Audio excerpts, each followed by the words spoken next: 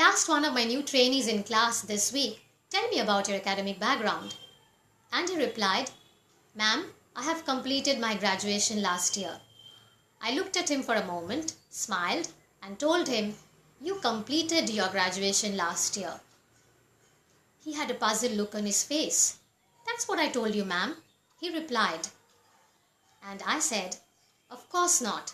You said, 'I have completed my graduation last year,' and that was a mistake." He still wore that puzzled look on his face. So I went on to explain, when you use the present perfect form in your sentence, it was have completed, the helping verb being have and completed being the past participle form of the verb complete. You cannot use any definite time expressions like last year in the same sentence because that's contradictory. Now, definite time expressions which refer to a particular point of time in the past can only be used together with the past simple form of a verb.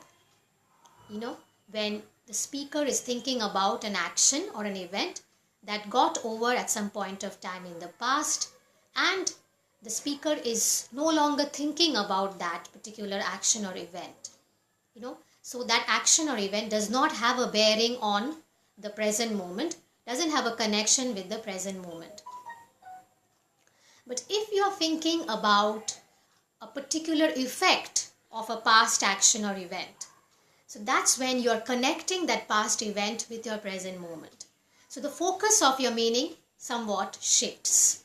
So when you say, "I have completed my graduation," that's when you are probably more focused on the fact that you are now a graduate.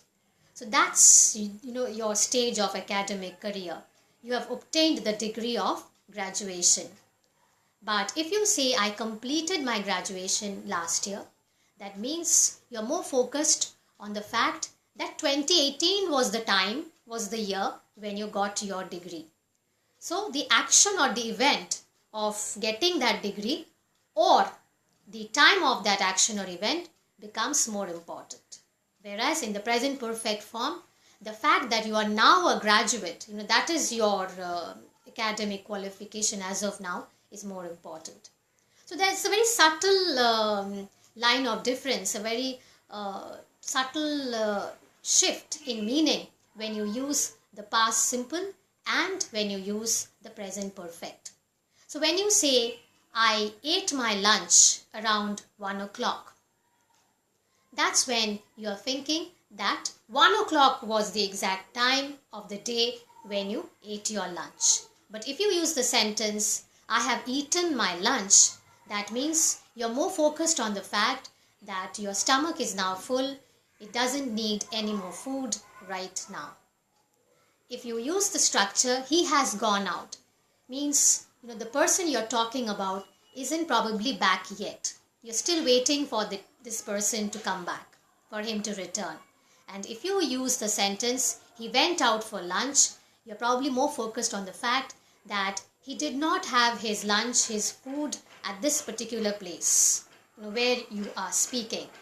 But he went out and had his food.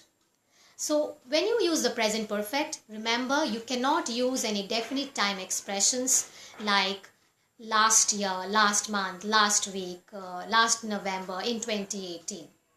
You can use them only with the past simple form. For an action or event that is over and done with and whose effects do not have a bearing on the present moment. And present perfect is always used to talk about an action or event that has a bearing on the present moment. So you cannot use this definitive time expressions which refer to a past point of time. So I'll catch you with some more grammar lessons, sometime soon. And I do hope you are enjoying my tutorials. So do keep sharing your thoughts and feedback. And of course, do subscribe to my channel, English Made Easy. So until we meet again with some more of grammar, bye-bye.